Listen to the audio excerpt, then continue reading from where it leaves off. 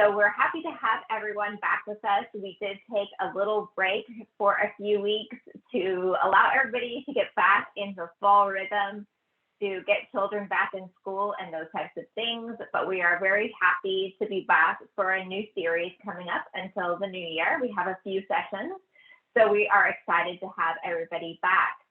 As I said, I am Christy Connor, the host. Friday Coffee Meetup is the largest active innovation, entrepreneurial, and tech meetup in Los Angeles, California.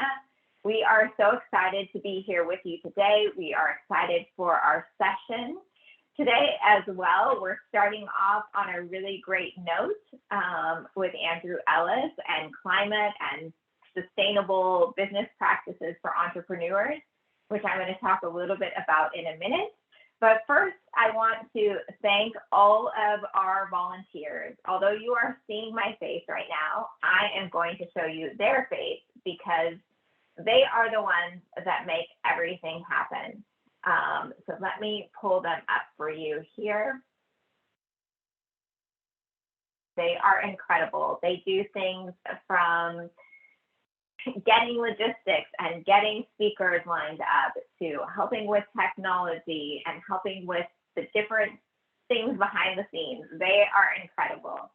So they are our amazing team, and I am so grateful for them. They keep me energized and inspired every week. I also wanted to let you know, Innovate Pasadena is having their Connect Week coming up. It's actually going to be October 10th through 17th. We are going to be having Laurel Scott speak for us during that week, but please check them out. You can find them at connectpasadena.com. Again, it's October 10th through 17th. There'll be many, many different types of sessions available to you. It's an incredible experience, so please do check it out. With that, I am so glad to have Andrew Ellis with us here this morning. He's with the Climate Reality Project. He's going to be talking to us today about essential sustainable business practices for entrepreneurs. These business practices are around advocating for social and environmental justice. I'm so pleased to hear from him this morning. He is going to be speaking about his team's work with the LA Cleantech Incubator, Lacey. Some of you may know Lacey. They're very well known in the LA community.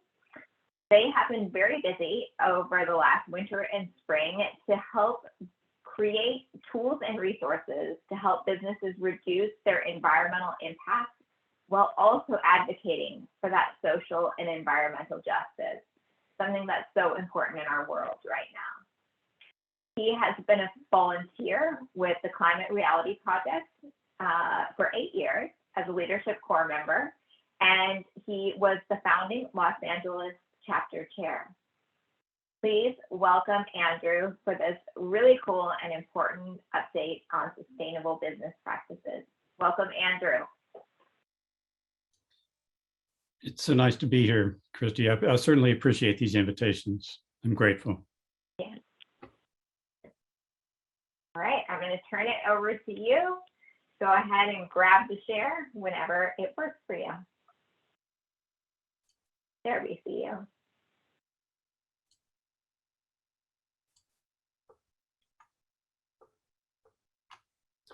I'll try that again. Apologize. Let me. No worries. There we go. Perfect. We can see you and we can see your presentation. Thank you.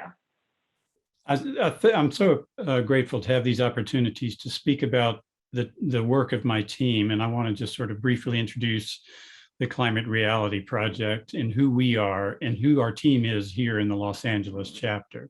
As Christy mentioned, I helped put the Los Angeles chapter together, but not everybody might not be familiar with the Climate Reality Project. This is the project, the environmental initiative started by former Vice President Al Gore in 2006.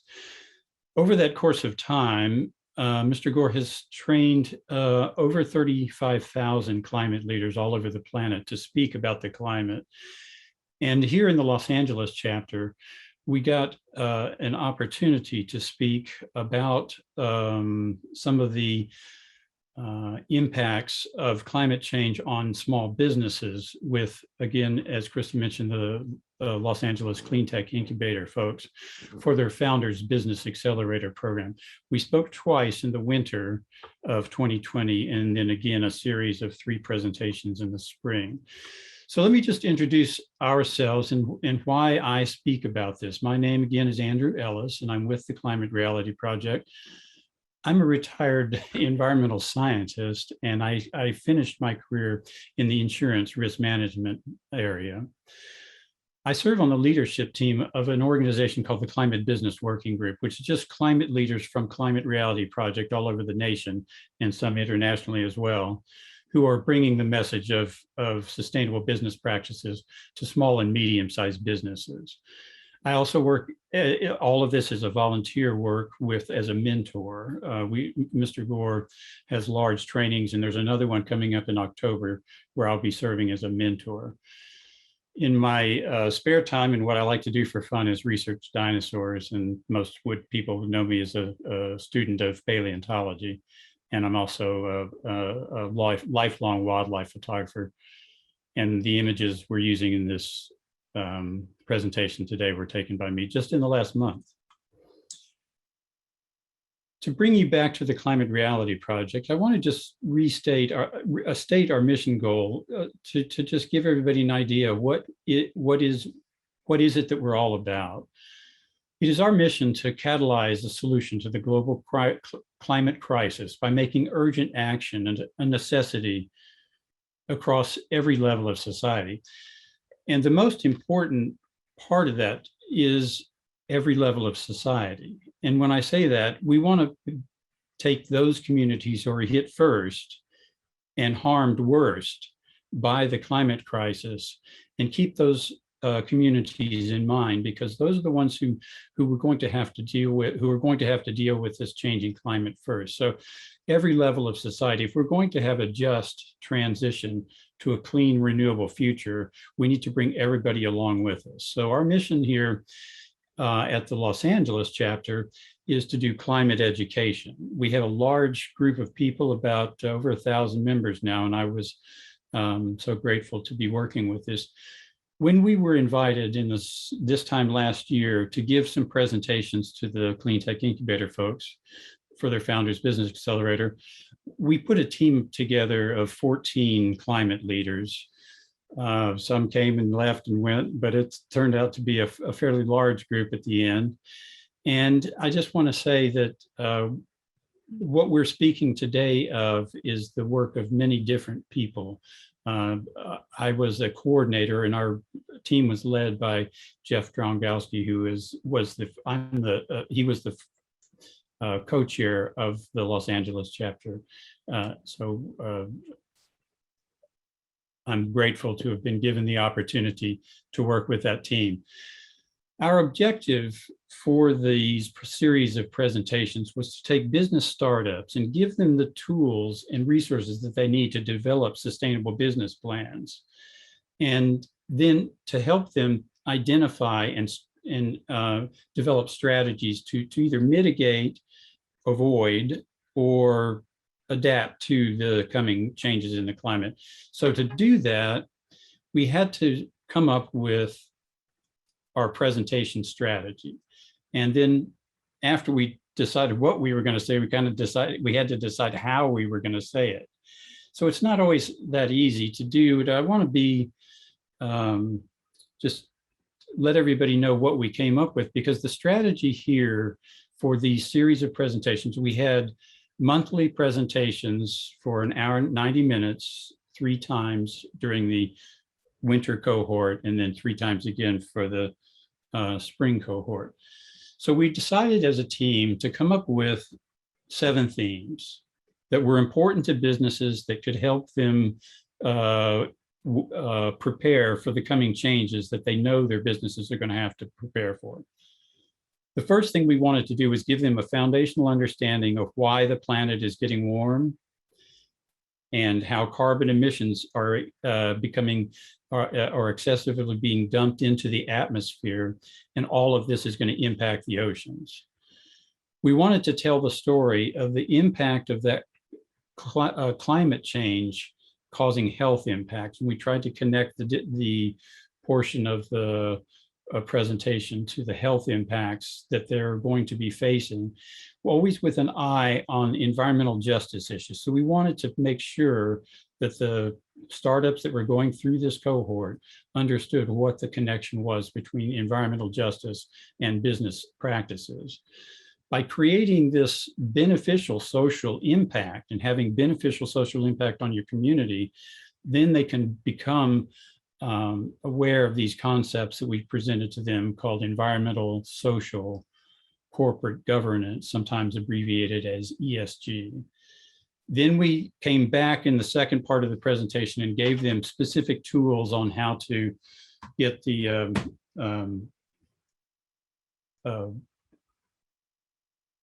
models and to build the models to prepare sustainability plans, and then understand how much investors who want to have an impact with their dollars are going to require them to have these procedures and policies in place.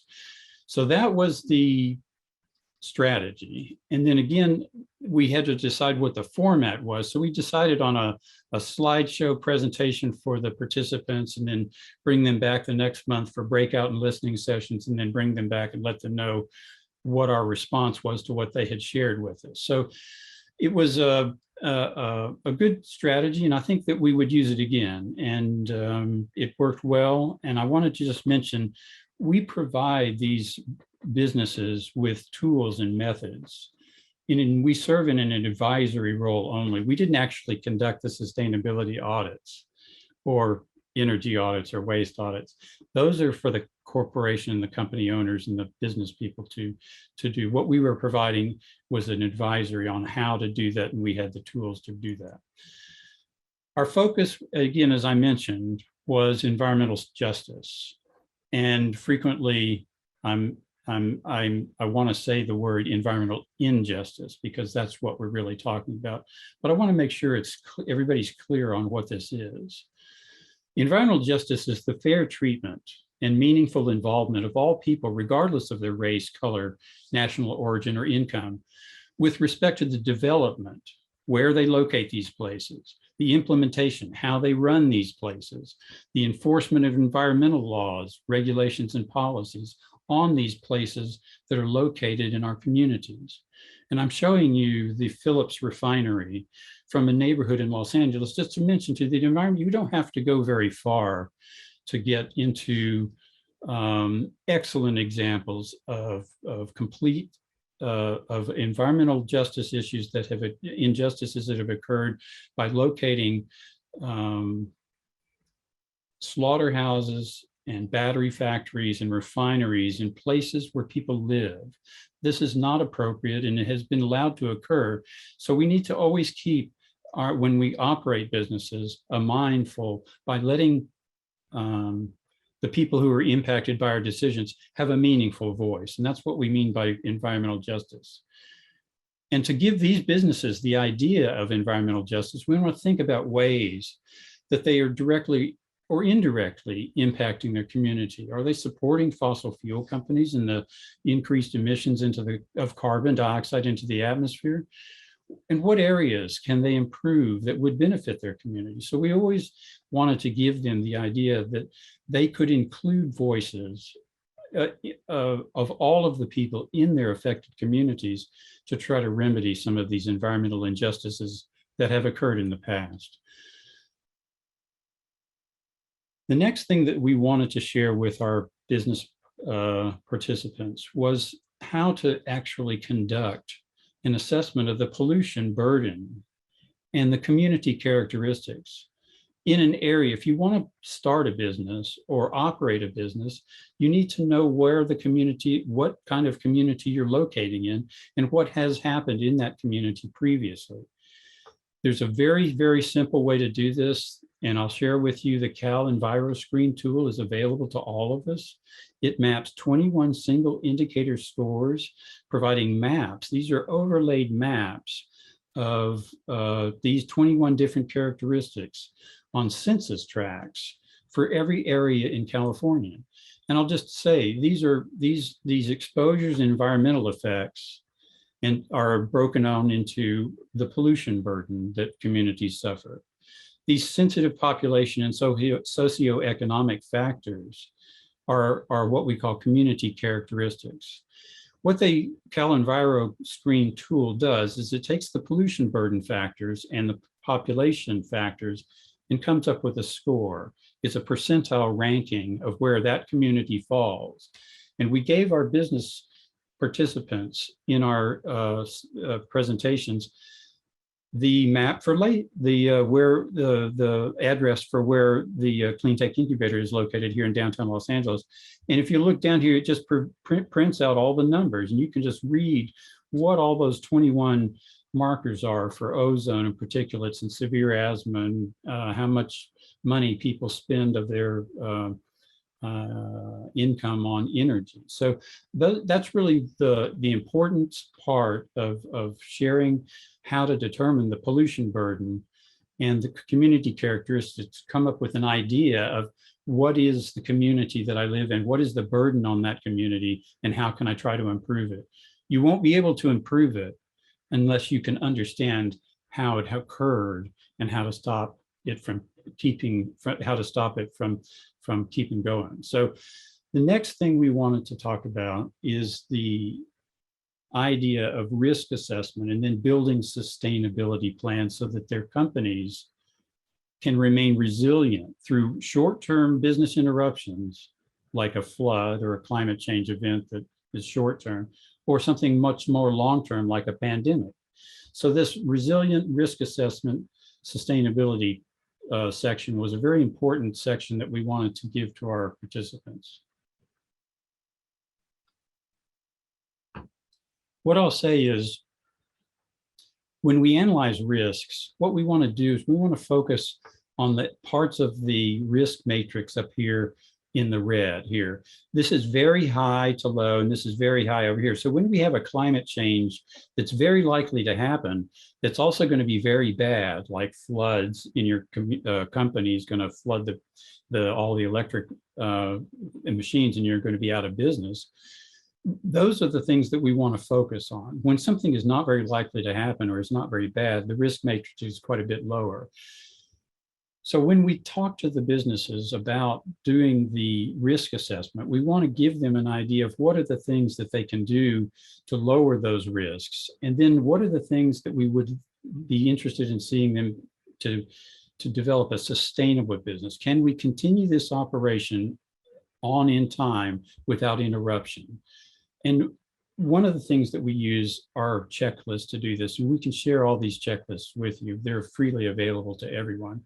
But the big three here, the energy, water, and waste management, on any sustainability audit, we're going to want to know what your energy use is, what your water use is, and how you're throwing things away, how you're buying sustainable procurement, what your indoor environmental quality looks like, what your utilities are, the sustainable transportation. A lot of corporations have a big component or element of their business is involved in transportation, and it has a big carbon footprint. So we want to focus on that, always with a mind towards social initiatives to build resilient companies that have emergency plans and risk management plans and the ability to assess their risk, all to maintain the health and well-being of their employees. I mentioned checklists, and I'll just mention this one from the U.S. Green Building Council called the LEED Social Impact Checklist. And we use these checklists to determine projects and the appropriateness. And we give these tools to our businesses to do that. So when we say checklists and spreadsheets, these are wonderful ways to quickly get up to speed on how you could do a quick sustainability. You don't have to go through the LEED program to be a true zero waste certified manager. You can use their checklist here and look up the different elements that you're going to need to pay attention to with your resource management, your waste program on composting, and how you dispose of waste. So these checklists and sustainability checklists and audits, social impact audits and zero waste scorecards are just things that we use as tools to give our business partners the methods that they need to do to conduct these sustainability audits. Once we actually get the sustainability audit done, we're going to identify some climate change impacts that could come into our company. And we want to provide the business with the measures that they're going to need to make some adaptation, to adapt to those changing climate situations. So this idea of risk analysis is so important. I want to just, again, focus on that. We want to identify risks, but also understand that with risks can come opportunities. So we don't want to say that this is a completely, we're trying to avoid some harm to the company. We can actually find areas where the company can do quite a bit of good in the community and for the planet as well. So opportunities come. Once we determine what adaptation methods that we're going to need to put in place on waste, our energy use, how our employees are taken care of, how we transport our goods and materials and people around the country, we want to conduct what's called a cost-benefit analysis. This cost-benefit analysis just tells us, is this affordable? Can we do this? Is it financially feasible? So it's a big part of the process, because a lot of times we go with a climate change sustainability adaptation plan to management and they say, there's no way financially we can afford this, or there's no way operationally we can get this done, or it just doesn't work from a long-term financial standpoint. So this cost-benefit analysis is how you present the sustainability plan with the cost-benefit analysis. This is going to save us money, folks. Then we prepare this thing called the adaptation strategy. This is a list where we list the measures that we're going to take to adapt to our company's business practices to sustainable measures. We're going to rank each of these measures based on the cost-benefit analysis and let you know this is what it's going to cost and this is the potential benefit.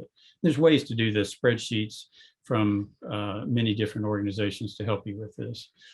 We also want to identify the barriers and deal with them before we have to deal with them, and then monitor the success, and monitor your success, because the only way you're going to get to this to keep going is to convince management that this is is coming already. We're going to have to do this. Regulatory requirements are going to be put in place that are going to force us to do this. So we're going to be anticipating regulatory action on this. Then the last thing I'll say about adaptation plans is develop an internal communication plan and an external communication plan. Some of these adaptation methods are specific to various industries. So it's difficult for me to say, this is what I would do for this unless I know what your industry is. But there are many ways that we can adapt each individual sustainability plan to your specific industry. And we always want to be mindful of the short-term and long-term disruptions that we're talking about. All adaptation measures have a technology level associated with them. Some of them are low, medium, or high. We want to know what that is. We want to have some idea whether this adaptation measure is effective. And again, I mentioned feasibility, but I want everybody to be aware of this. Feasibility, it's technically feasible, maybe, maybe not. Sometimes it can be difficult from an organizational standpoint to get this done. And then again, the financial feasibility issues could be related to how much money we have to put into it initially, investment, how much are we going to have to do to keep it going, and then what is our long-term cost for borrowing the money to do this. When we think about adaptation measures, let's think about the stakeholder relations, because all of our companies have stakeholders and customers, and the stakeholder relations, this could actually improve your relations with your stakeholders. If your communication strategy does a good job of promoting what you're doing to help the planet, that can help your relations with your stakeholders. Cost reductions are certainly possible in this type of environment. You may also be building the skill set of your employees. You may be jumping the gun and anticipating some regulatory measures that are coming down the pipe, and you need to know about that. You're going to have to do them anyway. Might as well get them done now. And the last thing I'll say is sometimes these adaptation measures show up with synergies where your long-term ideas about moving into new markets and your ideas about reducing your carbon emissions footprint have synergies together in the same place. So sometimes these adaptation measures can lead the company in new directions. So I think I'll leave it there and say thank you. Just let me briefly mention our team, because I said this was a team effort. Jeff Drongowski was our leader. He was with the Los Angeles chapter here with me. Sheetal Madnani took over our health impacts section. Azita Rizzoli took our environmental justice responsibilities. Andy Hatala talked about the social impact of corporations on their community, while Nicole Zinman took our section for sustainable business practice. Heather Beatty talked about the impact investor and attracting these investors and how important it is for your company to pay attention to environmental, social governance, ESG components for your business plan to attract these impact investors. And then Jennifer and Linda and Abby, Raduca and Ann and Kate all served on our breakout sessions as resident experts in film and food and beverage and some other industry areas where I'm a straight up biologist, so I'm as grateful to have this team with me. It's just simply not possible to do this. And I'll turn the microphone back over to Christy for our questions and answers. And thank you so much. Again, thank you. I appreciate it. Thank you, Andrew. Thanks for such an informative presentation. For those of you who are on the Zoom meeting, we do our Q&A via the Q&A panel at the bottom center of the screen. Just click on that. You can enter your questions in. I've given some instructions in the chat window as well. Andrew, one of our first questions is, how do people access these tools? Are there links to these lists that you can give us? We do have a climate business working group resource guide that's a PDF that has hyperlinks. If I'll put my email in the chat, anybody who wants to write me, I'll just send them as, these are all in shareable, freely shareable. You can pass them on once you get them, you can share them as well. So anybody who's interested, I'll put my email in the chat. Great. I'll say it, for those listening, I'll say it. It's my name, Andrew.Ellis @climatebusiness.biz, B-I-Z as in zebra. And I did just put your information in that you provided us. It has your information, your email, and the site for the Climate Reality Project as well, and for the LA chapter. So thank you, Andrew, for being willing to share all that information with us. Could you talk a little bit about some of the successes that you've seen? Are you just kicking off this piece of work? It sounds like it's been going on for a while. Are you able to talk about some of the successes you've seen from companies who have been utilizing this methodology? It has been going on since this time last year. So about 1 year, and we took about 30 businesses through. After each cohort, those who were wanting to get some additional assistance for their specific industry contacted us, and we're currently working with those. All of our work is on a volunteer basis. And again, I said we serve in an advisory role. You'll be doing the sustainability audit. We're not going to do it, but no one charges for our service. So anybody who wants to go through this process, this is the mission of the Climate Business Working Group for the LA chapter. So the group that I'm within the LA chapter, called the CBWG, we'd love to talk to people and do this, and we don't charge for services. So we'll help you do this. So we like to do this.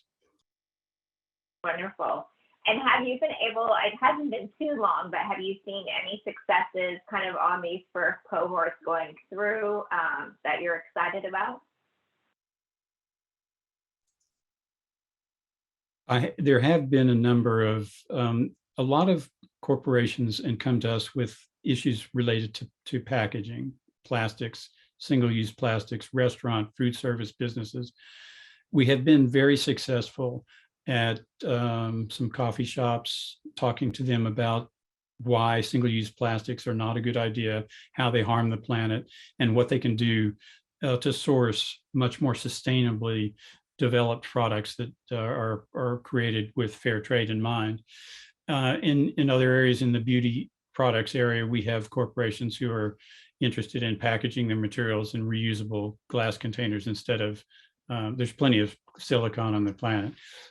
So packaging, particularly in the food beverage industry and in the beauty and health industry. So plenty of success stories.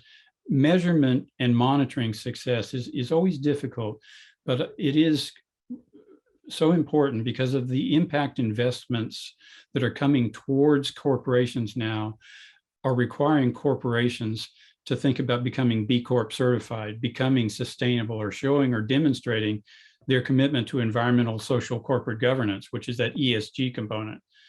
So the success stories that we see, we want to impart to our business partners how important it is for investors to see this in your business. If you're paying attention to all aspects, your suppliers, your products and your employees and your workplace and your customers, that's what they're going to require. So to do that, we ask corporations to do the measurement and monitoring. That is something that is tricky because trying to figure out how much carbon you're not putting into the atmosphere is not as easy. I'm a chemist and a scientist, so there's ways to do it. And in our case, Christy, it's too early to tell with the companies we've been doing business with. A lot of them are transitioning to some of the renewable energy strategies that are coming available in Los Angeles County. So I would say that there is an immediate success in transitioning those companies to renewable energy. And I could measure it, although we don't actually do that. I think it's really interesting, you're talking about this is what consumers are starting to expect. Have you seen a shift in those expectations over the last 2 years? And do you feel like those expectations are just going to continue increasing around this type of environmental justice?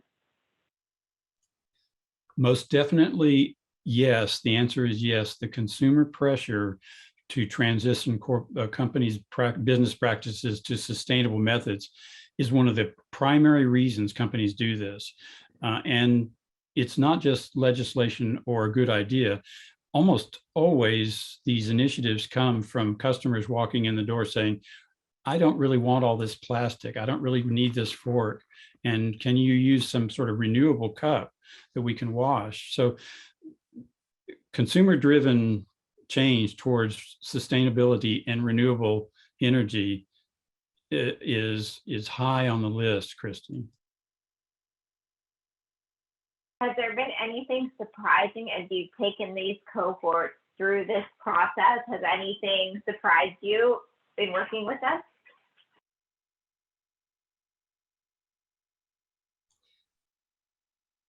I was not as tuned into the emotional components that people are experiencing with their sense of urgency. So when we were asked to do this last year, I sort of expected this to go to meet businesses who were more pragmatic about their approach. But I found that most people were addressing this on a much more emotional level. So that was surprising to me. I understand it, but it required us to deal with it.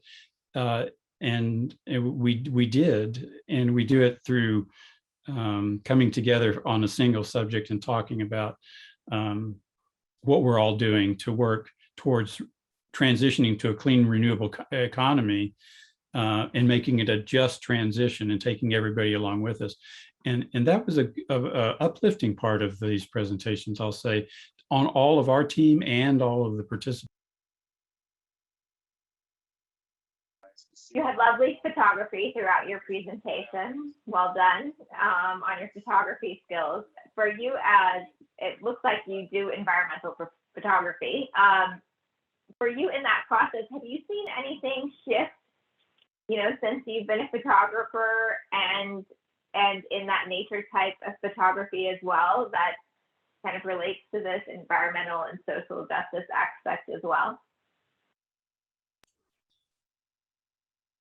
Thank you for your comments on my photography. Yes, I have noticed quite a bit of change. So in climate change, particularly in our Mediterranean environment, in the mountains north of me, in the San Gabriel Mountains, I am a wildlife photographer. So I'm in the mountains with a camera and a tripod, sitting quietly looking at the animals. And the vanishing water holes well before August, almost in July now. And as the waterhole vanishes, all the animals come to that waterhole. So if you just hang out at the waterhole, it has had a serious impact. So this drought that we're experiencing all over the Western United States is definitely related to climate change. And you will see it as a bird specialist because the birds are such an indicator species in those areas. I can see the changes. Some birds are not there this year. Some birds are there this year. So I noticed those as I'm up there, and the drought is taking a definite toll, particularly on the mammals. I was just up there in June photographing a gray fox who was at that water hole. So yes, I see it impacting the wildlife in my avocation, which is wildlife photography. And just for those of you on the line, just a reminder, you can put your Q&A down in the bottom center if you guys do have a question. Andrew, a lot of this, it can be very sobering, right? You're talking about some very sobering things. What are you excited about for the future? When I speak to the students, Christy, I'm always fond of saying we're making progress. And I want to share the good news with you is that California is reducing its carbon emissions since 2004. We peaked in 2004. We've reduced our carbon emissions here in California over 10%. The total emissions has been knocked off. Well, the first thing about exponential growth, folks, is you got to knock it off and start leveling out before you can start going down. So we have bent the curve down nationally. We're definitely reducing carbon emissions. Almost everybody on the planet is focused on this. And I'm not experiencing climate grief, and this does not have to be done in 12 years. We are late. We need to get going on carbon emissions reductions. We're back in the climate accord. 60% of the United States never left the climate accord. They're meeting their carbon agreements. So I'm excited about this. It's the students that I'm speaking to at Santa Monica College and the Los Angeles Trade and Technical College and UCLA all of them are studying sustainability. They're all getting degrees in this, and everybody's working hard on it all over the planet. So I'm energized and excited. I'm sort of at the tail end of mine, but I see the youngsters coming up, and I'm actually helping them by talking to them about this. So our mission of our chapter is to do climate education. If anybody wants to talk to us, you can request a presentation at laclimatereality.org. That's for the LA chapter. Wonderful. Did any of these questions bring up anything else you'd like to share with us before we kind of move over to open networking? I'll just answer the one question that I always get from the students is, what do you do with climate deniers? And I always tell them, I've prepared a list of 30 of the most frequent questions that I get to deal with those people who don't either understand or believe in the science that the climate is changing. And I just respond to them in this way. As a paleontologist, student of paleontology, if I said the climate had been stable throughout all time, that I would be taken off stage. They would not let me talk.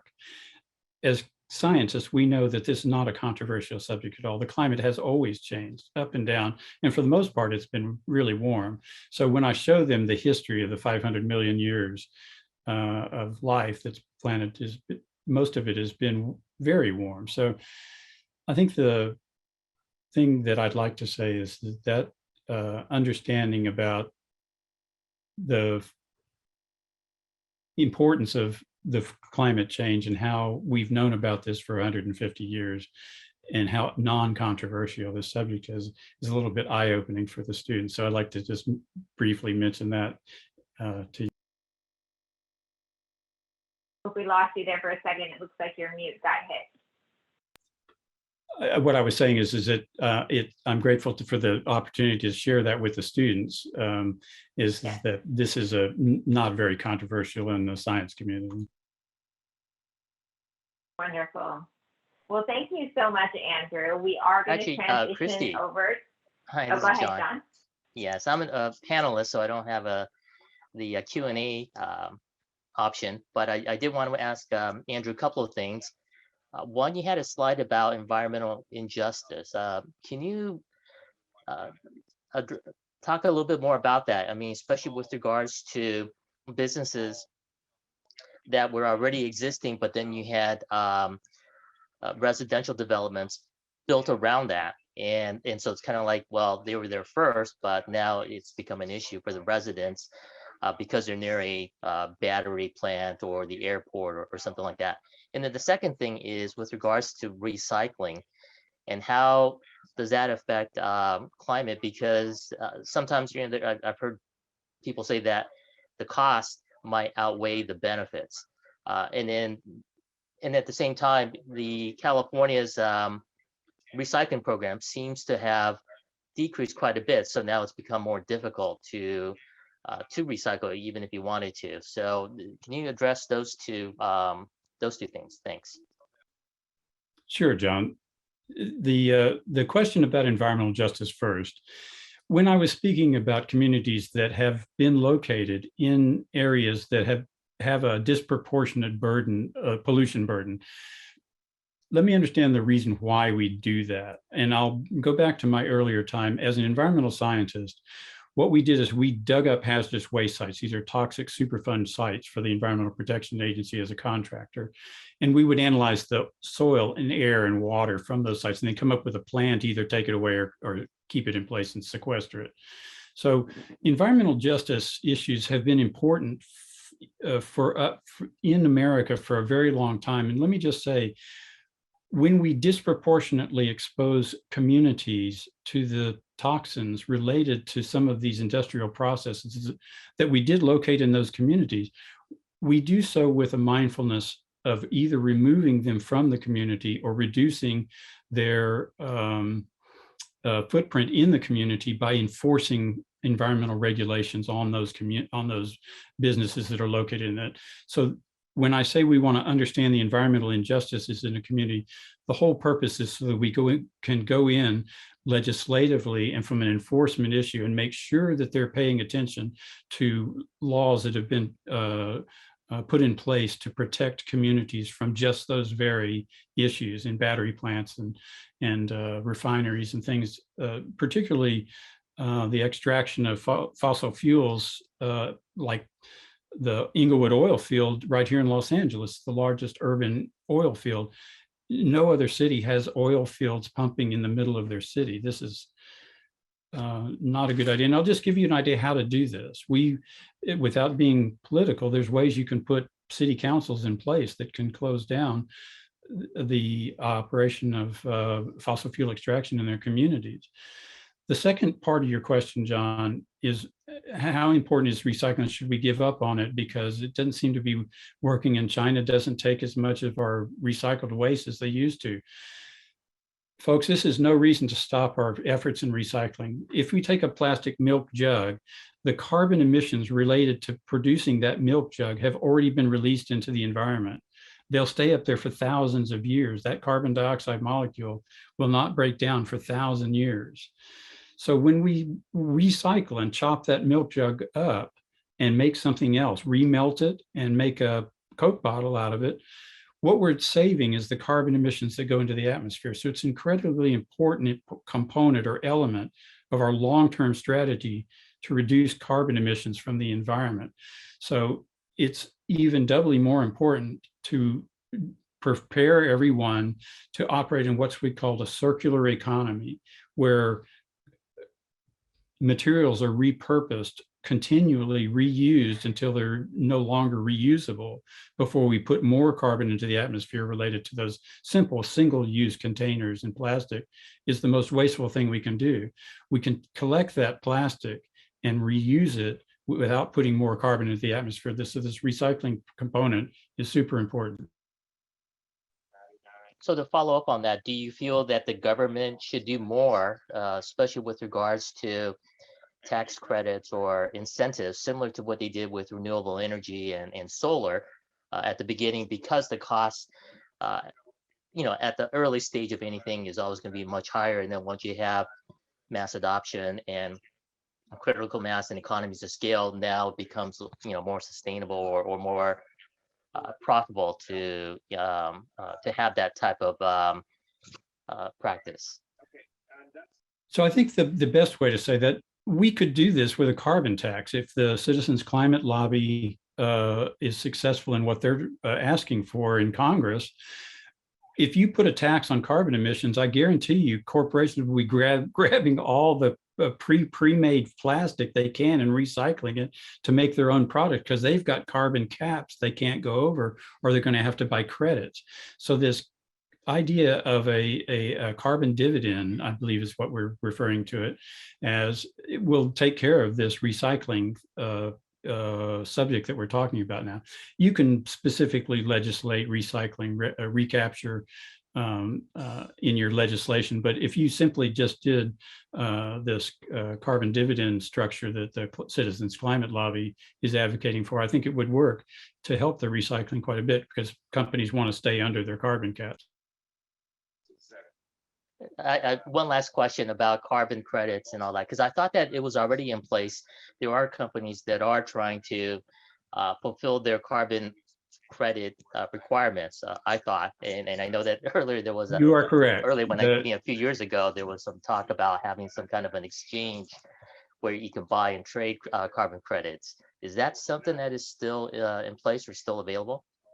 Yeah, we're a little far afield of my specialty in biology, but I will say California's had a carbon trade program for a long time, and I'm sure it's still being traded. So I think other states are coming along as well too. And our recent experience in Texas with their power failure in the winter, I'm from Texas, so I have a lot of people who are affected by that, shows the power of what these public partnerships can be all about. So I probably shouldn't get too far on this subject, John, but I will say this idea of a carbon dividend tax on carbon emissions would be one way to address this problem.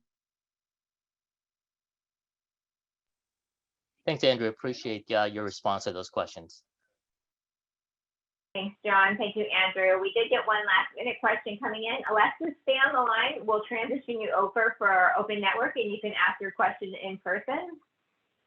Andrew, again, thank you so much for being with us today. Thank you for sharing this knowledge with our audiences and those great links as well. For the rest, we will be meeting on October 1st. Stay tuned. We have a great speaker coming up. We will be sharing more information about that shortly. And then we will be speaking with Laurel Scott on democratizing entrepreneurship and talking about Startup Starter for the Connect Week in Pasadena on October 15th. So Connect Week in Pasadena again is the 10th through the 17th. Please check out their website. There are going to be many great sessions. Ours is going to be one of many. We'll be doing that on October 15th. For those of you who are on the Zoom, please hang on the line while we figure out some logistics things. If you would like to stay for open networking, you can, we will move you over into the group so that you can ask your questions and interact with one another, get to know a little bit about one another. So thank you to everybody on the LinkedIn Live. It's great to be back with you. Take care and have a lovely weekend.